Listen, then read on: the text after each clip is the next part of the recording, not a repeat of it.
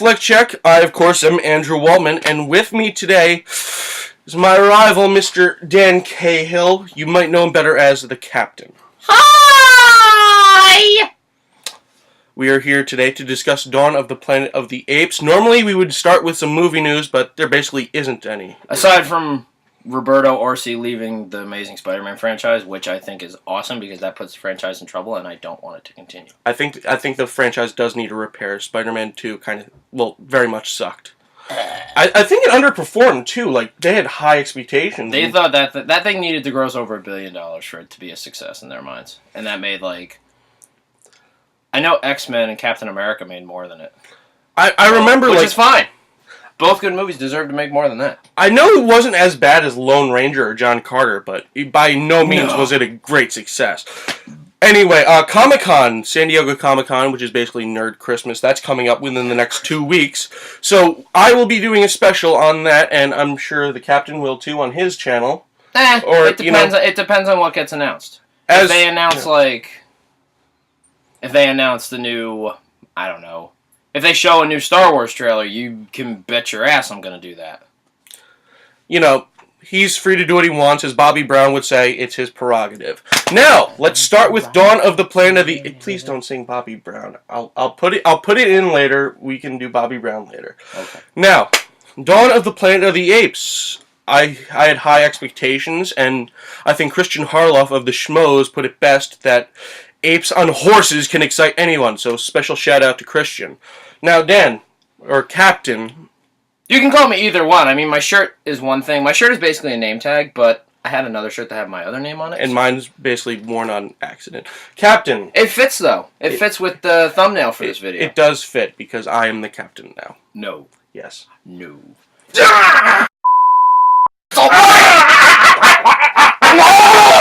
Ow!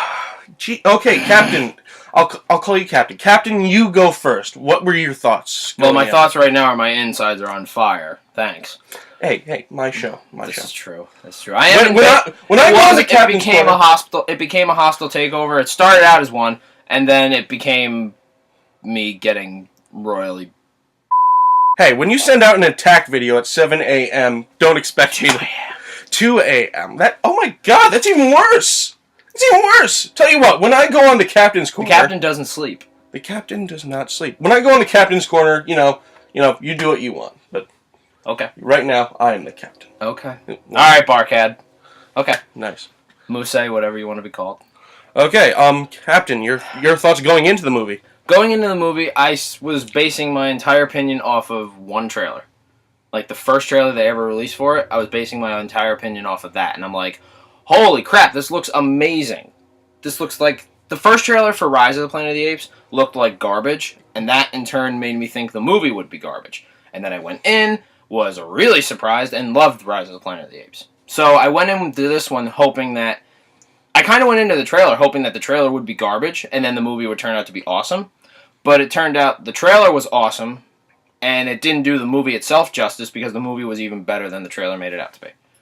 The trailer made it out to be like it was just going to be straight up apes versus humans, like Caesar versus Jason Clarke and Gary Oldman.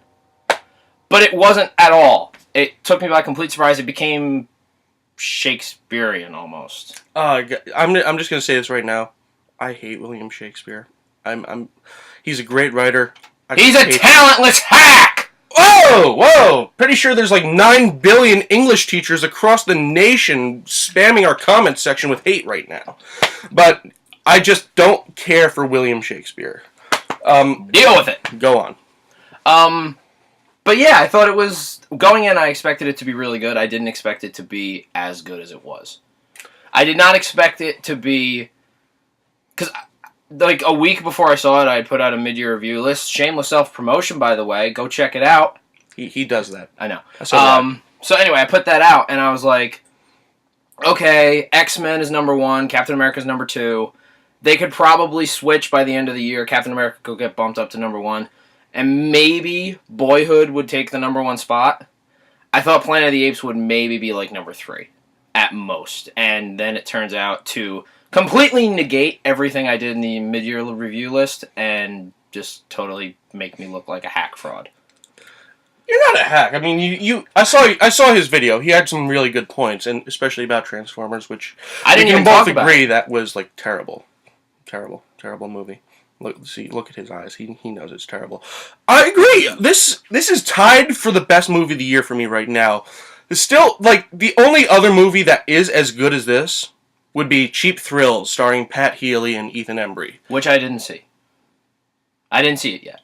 I have it up here. I'll let you borrow it. Okay. Now, for me, Dawn of the Planet of the Apes, I went in, I wasn't a huge fan of James Franco. I've never been a huge fan of James Franco. I saw Zero Dark 30, and I really liked Jason Clarke in that, despite that it was basically Jessica Chastain's movie. So, I've always wanted to see more of Jason Clarke, and... He was in Gatsby, too, right? I didn't see Gatsby. Oh, well, he was in Gatsby. He's the one who killed Gatsby. Whoa, spoiler! Who cares? The movie's been out for a year. Movie's been out for a year. Whatever. But yeah, he's the one who was married to Isla Fisher's character. I hope you're happy. I am happy. Yeah, you should be. Yes, well, Jason Clarke, he just really strikes me as this kind of down-to-earth everyman that... Kind of what Charlton Heston was, despite the fact that he was an astronaut in the original. So you kind of get this like feeling that you can relate to this guy because he doesn't want to fight. He just wants to get the damn power back. And yet at the same time, he's a much more believable action star. Like you can see him in a movie like this because this is basically an action movie. I'm sorry to admit I saw White House Down. Don't hurt me. I'm not gonna. I saw Olympus Has Fallen and loved it. Same movie, basically. Yeah. Except Olympus Has Fallen was the much better of the two movies that were exactly the same. The two Call of Duty movies from last year, Olympus Has Fallen was the best. Fair enough. Well, Jason Clarke, he had a small part working for James Woods' character, and I loved what he did there. And obviously, this movie belongs to Andy Serkis. I think. Absolutely. Absolutely. Like, Andy Serkis, he just has this huge believability as a chimpanzee, a f***ing chimpanzee. A CGI chimp has more... has a greater range of emotion than most of the human actors in this movie. Kristen Stewart. Not but, oh, God. She's got about the emotional range of a brick wall. Like, Andy Serkis, we've seen him do Gollum in Lord of the Rings. We've seen him do King Kong in King Kong. He was in Tintin. He was in Tintin. He played the captain in Tintin. Hey!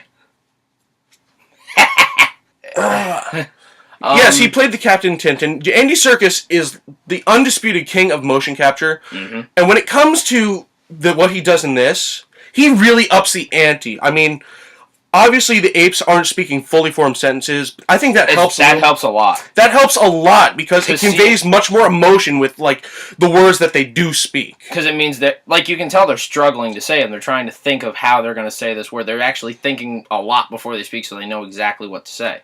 And it's just... It adds more weight to the words. It's like so much more powerful. Spoiler. Okay, this is a spoiler from... Actually, no, it's not a spoiler. The clip is online. They released this clip. When Caesar is shouting at the humans when they find him, and he shouts, "Go!" It's like, whoa! There's such undeniable power to Andy Serkis as an actor. Now, like I said, this is Andy Serkis' movie, but I love Jason Clarke in this movie. And I think Gary Oldman, he didn't get much to do. No. Gary Oldman was in it for about 5 scenes. But there's this one scene, I'm not going to spoil it. It involves him and an iPad. Yes. The guy doesn't even talk, and it moves me to tears. And I thought that's Gary Oldman. That is all Gary. Gary Oldman is my favorite actor. So what kind of a world do we live in where Jonah Hill has 2 Oscar nominations and Gary Oldman has 1? We live in a world where Gary Oldman basically told the Academy to go f*** itself. That's why he never got one. Because he's like, I hate the Oscars, and I think they're a bunch of crap. And they're all popularity contests, and they can go f*** themselves. Well, he might have a point. You can bleep that out. I probably will. Yeah. He has a point. The Oscars, when Rise of the Planet of the Apes came out, everyone thought that Andy Serkis would get nominated for Best Supporting Actor for that movie. Me included. Me too. I campaigned very hard. I wanted it. He didn't get nominated. But Best Visual Effects for Rise of the Planet of the Apes, it got nominated. And I figured, okay, fine. If you're not going to give Andy Serkis the Oscar for the acting, you at least got to give him for the visuals because it was brilliant. What? And yet they give it to Martin Scorsese's Hugo. Not a bad movie in any way, shape, or form, but the visuals in that were nowhere near as brilliant as they were in Rise of the Planet of the Apes. So this year, not only can we expect visuals guaranteed, otherwise the Academy is... I lost faith in the Academy when they didn't give Planet of the Apes, like Rise of the Planet of the Apes special visual effects. I still watch the Oscars every year. I watch them. I post about them, all that crap. He loses bets to me. I lose bets to him over what's going to win Best Picture. Didn't say it was better. No, okay, you didn't, either way. Either way. I lost faith in them when they didn't give it to it, because I'm like, really?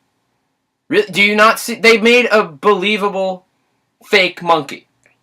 That was totally believable. I thought it was a real monkey.